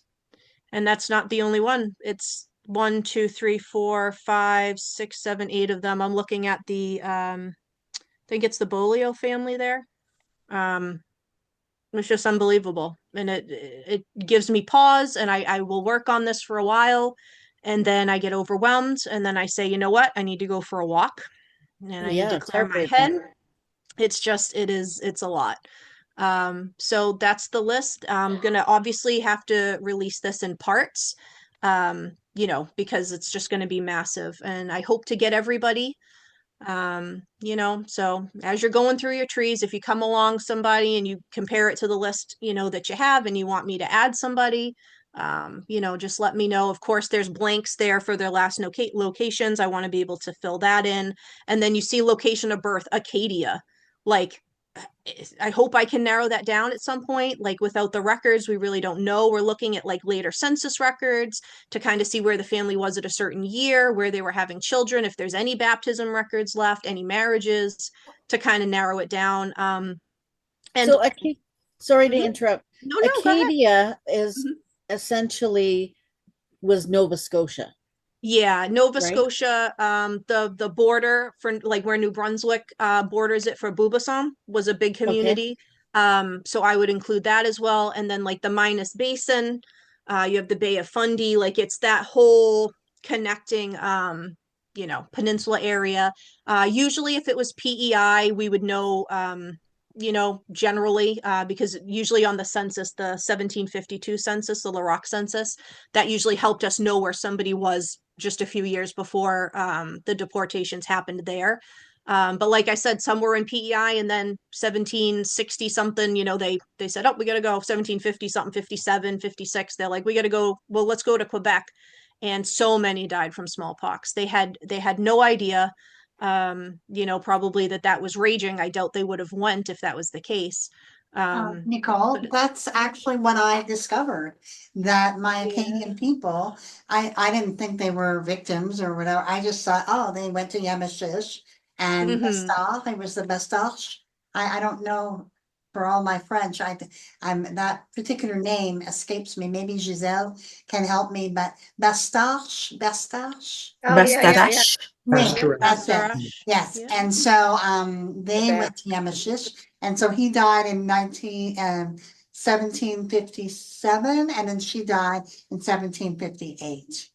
And Oh. it said on it of the smallpox. Mm-hmm. So I didn't piece it together about the Acadian and the connection and how it was. So they are refugees, and that's how you view them, right? Like, as victims. Right, Yeah. Nicole? Yeah, I mean, I like to think of them as, They're the on your list. survivors, but it's just these people were lost because of a deliberate, action, and so it's Okay. I don't like to say, murdered. I don't know if they went in with the intention of we're going to do these things, but when you put hundreds of people on a boat with not enough provisions and really no destination set, it's just like, hey, let's just send them down to the U.S. colonies. Okay. You know what you're doing. Yeah. So I mean, these are all people that passed during the period where they were literally upheaved from their land, and sometimes it was purposeful actions, like to rip the families apart. Some men were just taken, the ones that were deemed to be too troublesome or that could cause the most trouble, they were sent the furthest south. And these people had the wherewithal to say, screw you, and they walked back. They made it, some made as far as like New York, and then where they ended up passing. I'm like, how'd you get back to New York? And then you find out these stories, and it's unbelievable. And so the purposeful separation, the Yeah. purposeful, like, taking all of their belongings, like, before they were going, to separate, like, parents from their kids, like, I don't know, it's just a whole other level of, like, depravity. And so, I mean, this is a small part of what we can do, to remember them and to actually name them and to say, this is where they were, this is what happened. A lot of these, because I focused a lot on like 1758, 59, because obviously my family is very deep in Prince Edward Island. I focused a lot there. So you see a lot at sea en route to France, just landed like St. Malo, Penryn in England, where they sent them to England. It's just places you wouldn't even really think of. And so if we know they died at sea, we don't know. We just say the sinking of the Duke William or the Violet. Sometimes you don't know. It's just it's a lot. And the Daron family was one of the hardest hit. Noel was like the grandfather of all the Prince Edward Island Acadians, and he was on the Duke William. He was on it with God, I don't even know if maybe George knows how many of his family members, like so many extended family, his children, the children's wives, the grandchildren. It was just unimaginable. So could this be considered a genocide?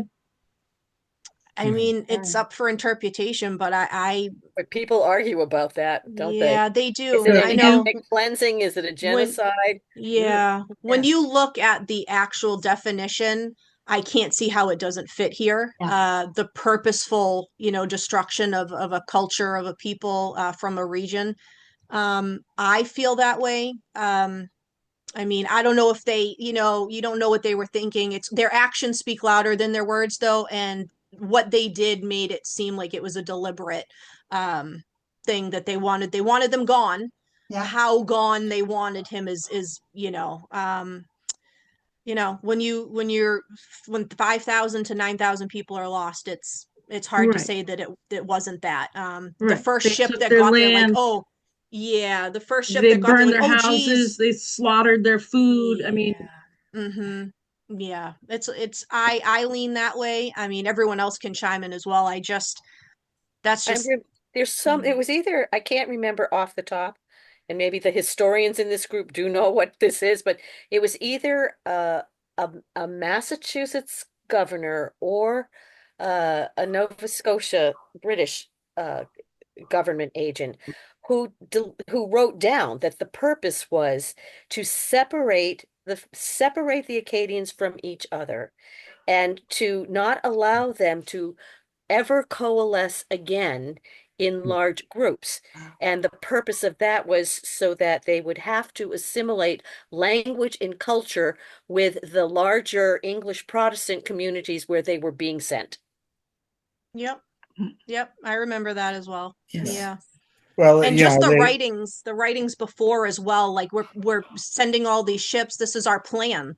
It was the great and noble scheme. And that's why, you know, I think the title of that book by Farrer, which is amazing about the Acadian expulsion, why it was called that. This was their plan to rid the Acadians of the land, to take it for the British settlers. They were not happy with the Catholic faith that they were practicing. And it was just their reason, like, oh, well, they won't swear to us, and now we're going to be fighting with France. And here are these, you know, peaceful neutrals, but you need to pick a side. And you're damned if you do and damned if you don't, because what you're living on, you know, English soil in that time. So yeah, Speaking of that, we know history is written by the victors. yes, And yes. while we're laser focused on Acadiana, that's nobody else in the world really is now, because the victors won. They diluted us to the point where it doesn't matter to 99.99% of the people. We were all taught that in 1609, the first permanent settlement in North America occurred in Jamestown, Virginia. That's Right. wrong. And it's Right. absolutely the thing taught. We were taught that the United States was formed from the 13 original British colonies. What was Acadia in 1760, in 1770, in 1776? It was a British colony, but it doesn't exist anymore in history. That I have asked history teachers, how many British colonies were there? And they're astounded when I start talking about another one right next door to Massachusetts. They tell me, no, that's not true. The victor has written history so ironclad tight that it isn't even true what we know to be true. That's So if true. you think assembling your database is the hardest job you've ever had, let's try changing the culture of the education system in North America. Farragut's book Absolutely. has to be one of the best books, you know, to try to understand what happened to the Acadians, because he tries to give the point of view of the Acadians themselves, of the French government, of the Americans, and of the natives, because it's not all that simple. As we know, it was the governor of Massachusetts that was pressing to have the Acadians deported. For one thing, they knew that they had an overpopulation. There was not good farming land left around Massachusetts, and they knew, you know, that the Acadians had good lands around the Annapolis Valley in Nova Scotia, and they wrote that down. You know, it would be a good thing if they could displace the Acadians, so they could bring some of those people from Massachusetts to take over their land. So that's one point of view. And also the Acadians were kind of being punished by what the French were doing, because they were encouraging the natives to attack villages in Massachusetts and others. So the British, when usually those decisions were taken in Massachusetts, they say, okay, well, we'll punish the French for what they're doing. And it's the Acadians, you know, who became the victims of those things. It's not as simple as we believe. You know, there's so many factors, and I think that Farragut does a good job of giving the different versions, different perspectives of why Acadians were deported, and the relationship between Lawrence and the governor of Massachusetts and England. Some people are still saying that the decision of the deportation was taken in London but others say no. But it was kind of approved after it had been done. Mm. But no, there's and the families in general were not separated. Those that were separated the most were those around Beaubassin, where the Mhm. deportation really started. Um, and one reason why there were so many families that were deported was that, like in Grand Prix, the men were imprisoned in the church, but in Beaubassin, it was at Fort Beauséjour, and then they were waiting for the ships, whatever, and they wanted the women and the children to come and join their husbands, so they would be deported together. But Mhm. the local priest said, "No, don't go there, because if and that's written down by that priest, I think." If you go and join them, you're going to be deported to the south, and you eventually you'll lose your religion. Language was not that big thing at the time. It was Mhm. Catholic and Protestant faith, and so the priest got the women and the children to hide and not join their husbands. So that's why Mhm. the first ships, were uh, uh, what's his name again? Paul Delaney wrote quite. Yeah. Mhm. Yep. That in that book. So Yeah. that's why they were separated, because they were encouraged by the priest to not follow them, because he told them, yeah, they'll be deported, but they'll find a way to come back. Mhm. And in the meantime, they were brought over to Ile Saint Jean, and then they went to the camp in Miramichi, and some of them made their way back. Others didn't. One Michel Acheganan's oldest son and his sons had been deported without their families. There were Mhm. women, most of them went to Quebec. And finally, they tried to come back, Michel II, but finally ended up in France and dying around Bordeaux with one of his sons. Probably his wife never knew what had happened to him. There's so many things. It's hard to generalize, but there are some Mhm. interesting stories, and some of them are very touching. And I find it Mhm. ironic that 100 years later, in the late 1800s and in the first half of the 1900s, that so many maritime Acadians ended up back in Massachusetts and the surrounding areas. Like that's so Mhm. work many of, and money and livelihood. yeah, like, Mhm. the industry was taking off in that area so much, and they needed so many workers that uh, the uh, the French Acadians from Prince Edward Island, Nova Scotia, New Brunswick that were here migrated back to Massachusetts in these Mhm. area. A lot of my family ended up in the Boston area, Mhm. and Yeah, we same for had, mine. I wonder if mine knew of their history. Like, hey, our line's been here before. you It was know, different that time around. You You bring wonder up if they knew, you know? you bring up a great point. Imagine the absolute baseline of weak or non-existent communication to begin with, and then layer on the chaos and the fear and the dispersions that were happening. We have a heavy mantle to bear right now because through our technology, we know more about what happened to those people than those people knew. Mm-hmm. Very, very. Oh, I like that. And Yeah. imagine by the time it gets to the grandchildren level where people haven't talked about it, didn't want to speak about it, the grandchildren are clueless. They don't even Mm-hmm. know to look things up or where to look things up. We actually know more about the details than the people who lived it. Yeah, no, This that's is very true. That's an our excellent point. I see that a lot, like documentaries of things that have happened. And I noticed that with like the World Trade Center, with the terrorists, but like they said, we're in this building. We thought we had no idea what was going on. We got outside and we're like, what happened? Yeah. yeah. They had no knowledge of anything from the outside. They had no idea.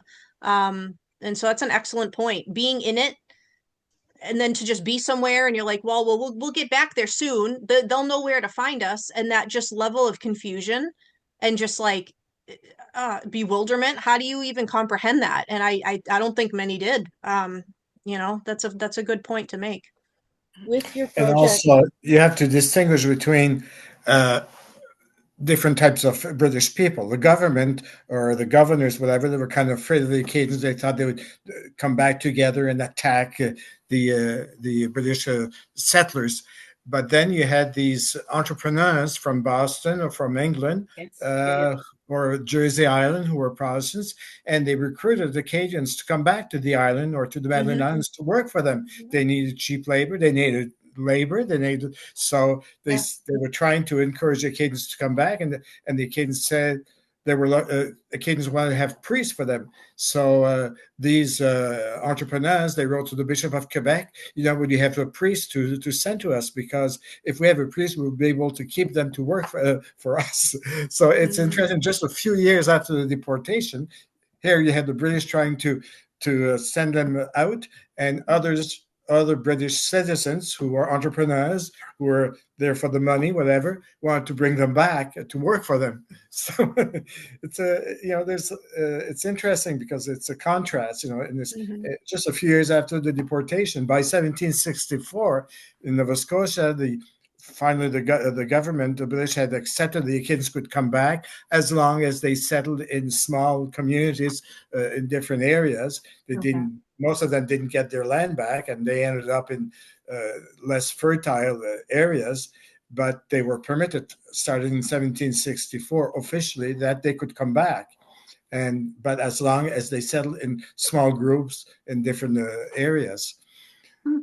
So that sometimes we forget that, we just say, oh, okay, they deported them, they hid in the woods for years and years and years, but that's not true. No. Right. Yeah, it's not a it was monolith. different for everybody. Yeah. It's Yeah. not a monolith. On Further to PEI, the what Rick government, the government of PEI divided the land into 64 lots and gave them away to royalty and the royalty hanger-oners in England on the promise that they would import settlers to the lots to settle Prince Edward Island. And many of them struggled with that and ended up, oh, gee, I found 5 Acadian families living in my woods. I'm reporting that I got 5 settler families, and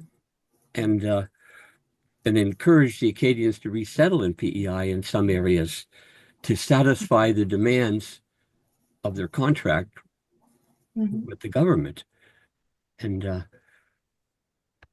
like George said, and just a few years later, they were encouraging Acadians to come back. And because they knew the land, they knew how to live here, they knew how to survive here. They had the skills. They had the life skills, yes.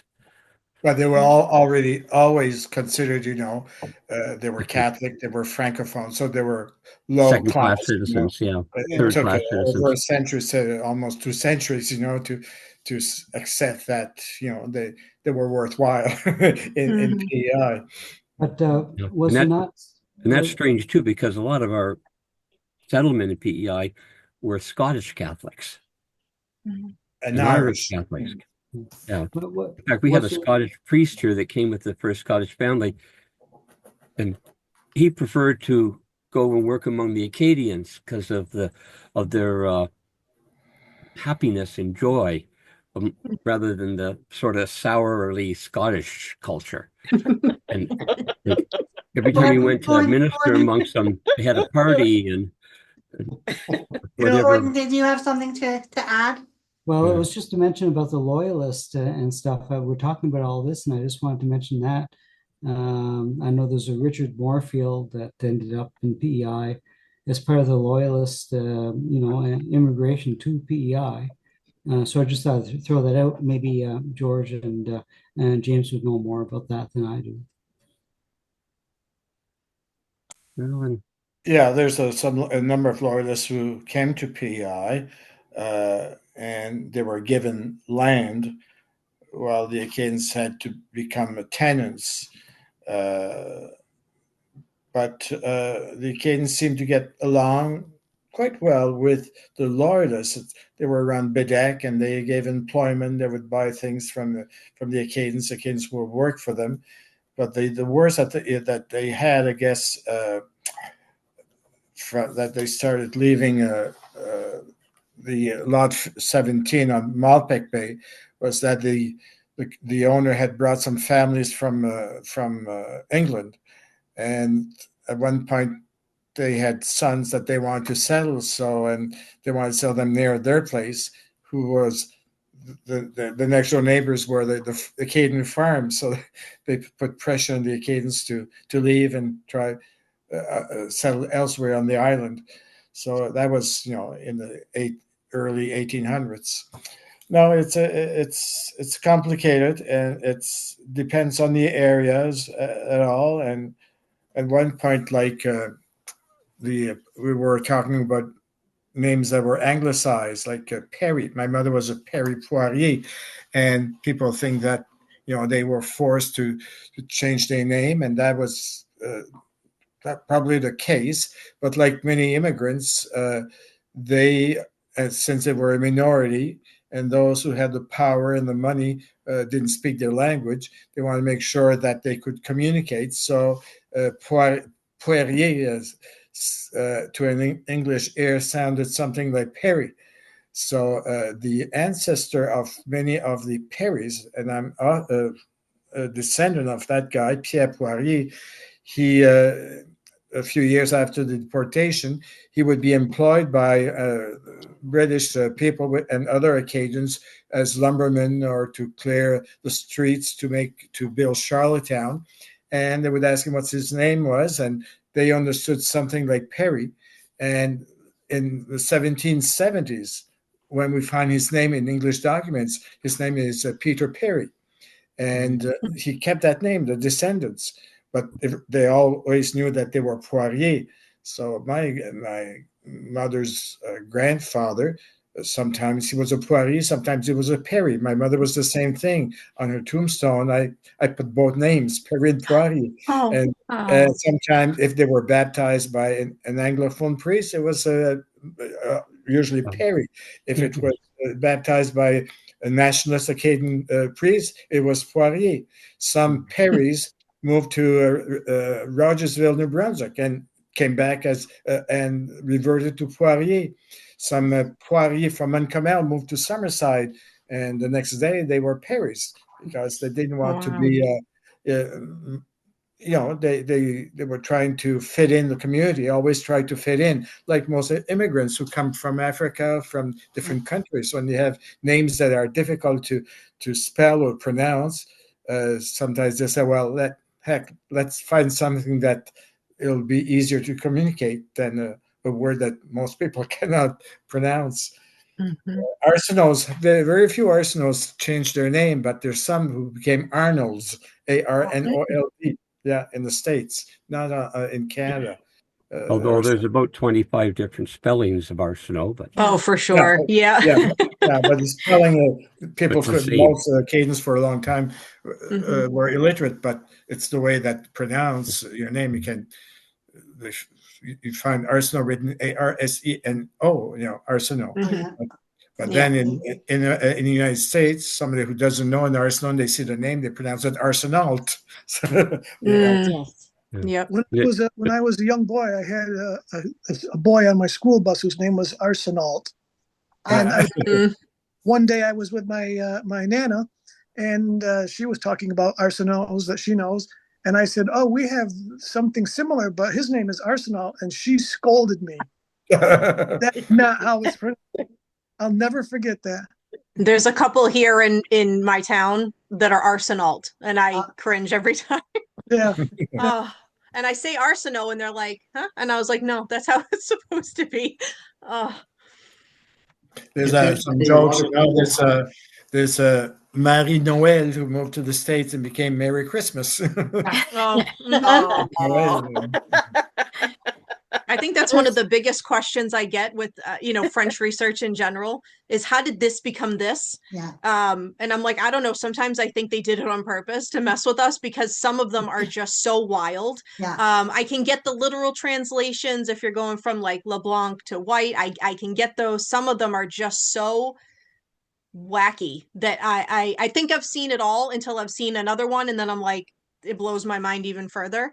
And then you throw in like the D names where Haché D Gallant, and some stuck with Haché or Ashi, and then some stuck with Gallant. And try to explain that to someone that doesn't know, it's, what do you Yeah. mean it's two names? I said, well, it was kind of like a nickname, but some stuck with that. And some got like just totally random ones that weren't even in the family. They just got a whole new one. So it's really interesting to see the morphing over the time, whether it was like deliberate or, by the act of the priest or whoever was officiating something, and just to see how it all changed. It's really interesting. And in Yeah, my 'cause it was- region, the Hashi, my family's name is pronounced Hashi. Okay. Yeah. Yeah. That's While interesting. while in French, you don't pronounce the H. It's Right. Eshi. Ashe. Yep. Yeah. Yeah. Right. That's so interesting. Wow. Yeah, but there's one Victor, more when Quick thing One for thing I the want to bring up before we go, because I know we're going to go soon. Mhm. I would challenge anybody to tell me of the incident when a European culture landed anywhere else in the world outside of their country and didn't dominate, colonize, kill people, take over, claim as their own, discover, except for in the case of the Acadians. I believe it's the only time in recorded history where Europeans arrived and didn't subjugate themselves, but just simply befriended and coexisted with what was there, land, animal, plant, mineral, whatever, and just got on. And how on earth can history not point that out? I think this should be the next Ken Burns film. You know what?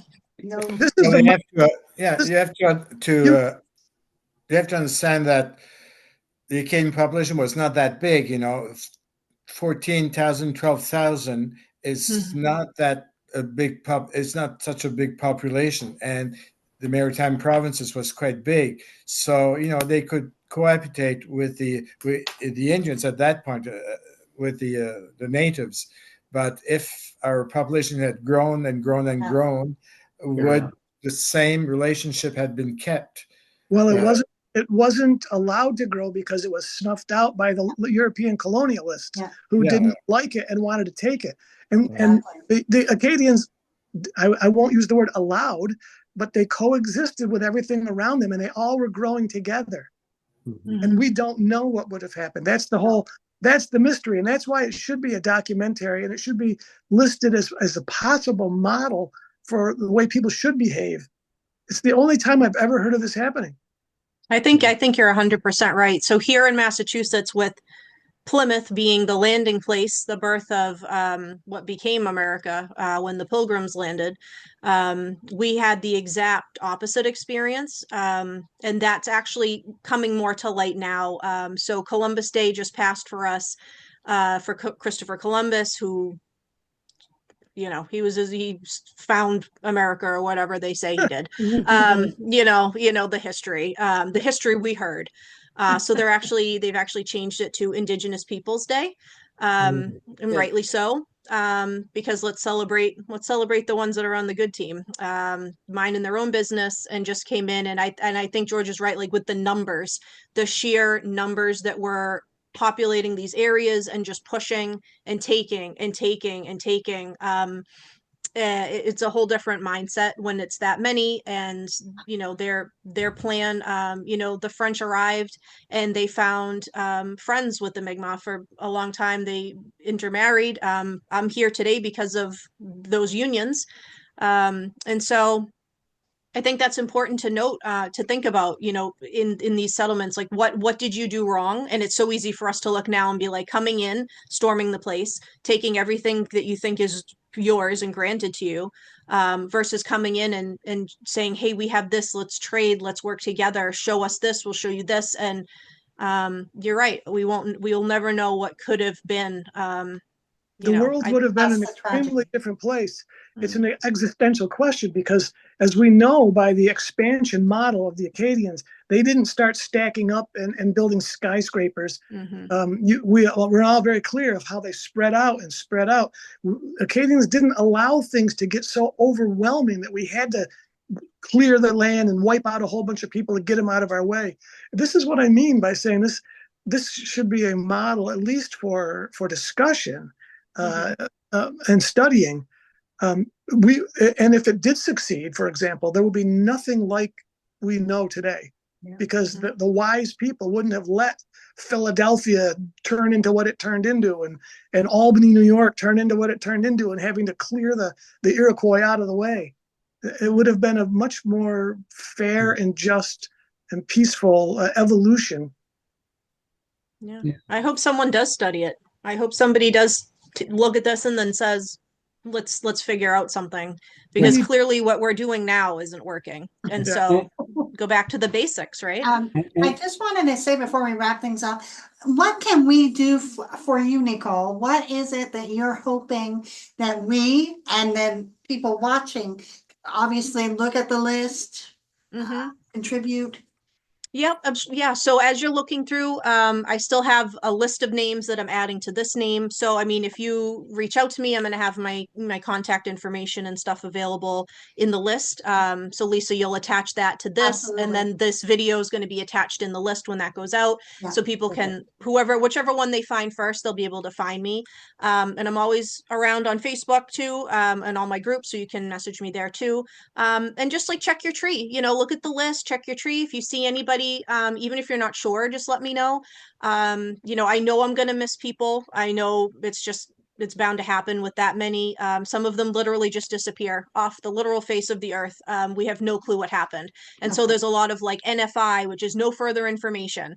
Maybe someday records in a bunker somewhere will be discovered and will solve all the mysteries of everything. But, until that day, we're just going to do the best we can. So yeah, look through your trees. If you see somebody, I was trying to go in alphabetical order. As you can see, I'm all over the place because so I don't want to forget her. So let me go down the Boudreaux line real quick. And then I'm into the Thibodeaux, and then I don't even know where I am anymore.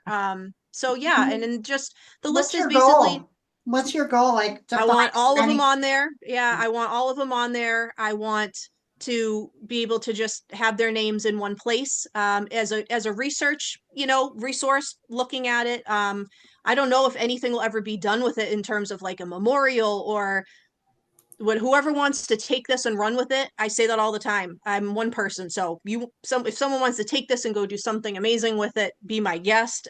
You've given me an idea to do with it, because growing up in Ontario, I didn't have any idea. The Acadians were never touched upon. I didn't know what an Acadian was until somebody told me when I was doing my research. And I was, in my 30s at that point. So I would love to be able to approach some school boards up here and say, look, this is really important, because Acadians are now throughout the world in, even around my area where I am in Kawartha Lakes, there are a lot of French names like Landry's and Auquin, all those different names. So, and every time I see one, it's like, I really want to message these people, and then I feel like a stalker. It's the cousin thing. It's that draw.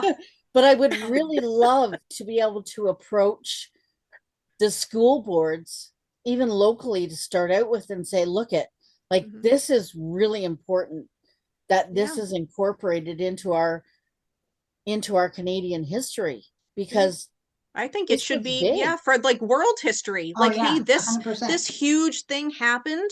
And now they're everywhere. Like, I tell my son, like, you don't even know that like Theriault, his best friend, I'm like, you didn't even know that was a cousin name.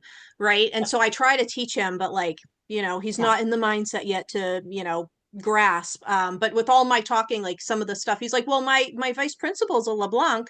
And I was like, but you recognize the name, right? So that like stuck with him. He's like, aren't we related? I'm like, yeah, so just be good. Like, he, I think it should be taught. I think it should just be touched upon. If we can touch upon every other thing, someone in the class is going to say, wait, that's my name. Or wait, it could spark interest. It could spark knowledge to know that these Acadian people lived, this happened, and we are still here. We are very much here. We are a very vibrant community that is still here.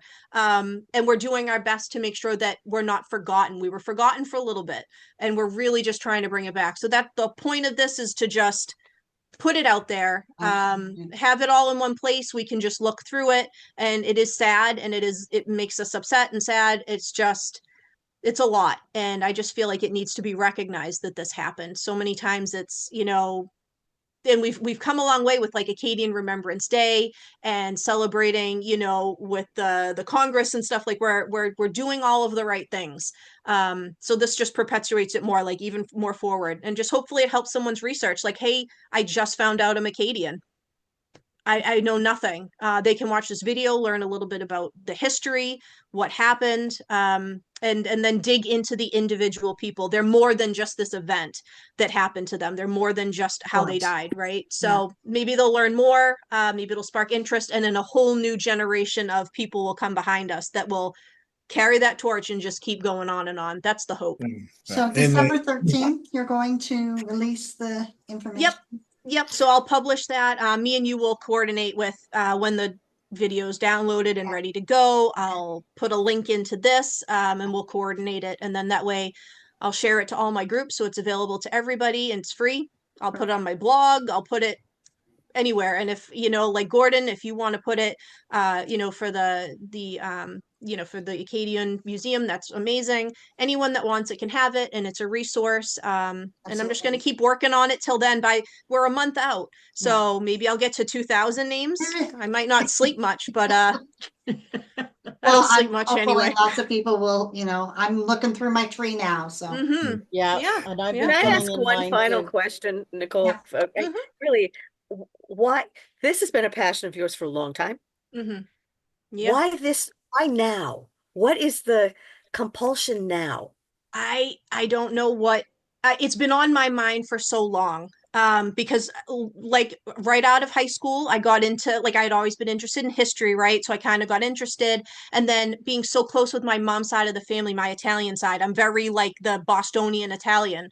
And I just knew dad's side was like French Canadian, and I dug into it so hard that I couldn't get myself out. And so I made it that's my thing now, right? And so I went a whole way, and now I'm down that road, and finding out about all of this, I thought every ancestor I would come across, I would note them down and be like, wow, they died in France. Like, that's okay, that's sad. And I made my own memorial list for my people. And it made me think, like, there isn't a whole list. And, the Acadians Project on Wikitree is just mind-blowingly fantastic. It's all there, right? And I'm like, I'm the type of person that loves a spreadsheet because I'm weird. And so I was like, I want to put them all together, right? And that's what I want. I want it all in one place, and I want to see all. You can do it by the last names. Hopefully I can make it searchable by like year and name and whatever fancy stuff. I'm not very tech savvy. But that way you can look, it's like, wow, these are all my people. And I'm pretty sure most of us, if not all of us, are related to most of the people on here in some way. Oh, yeah. They're all cousins. And so you'll find the family, and it's like, just to know that happened.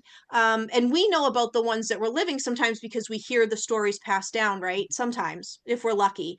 But the ones that were lost, it's sometimes, like we talked about, there were a million reasons why they may not have been mentioned. So why now? I was just determined to do it. I did a big project on the King's Daughters. I was, that Lisa does a fantastic job doing the biographies of the Filles du Roi. They're amazing. And so I made a spreadsheet, because it's what I do, of all that. And I wanted like the statistics, like how many came from what part, what age were they, how much was their dowry? Like, am I the only one that wants to know this? Probably, but that's what I do because I'm me.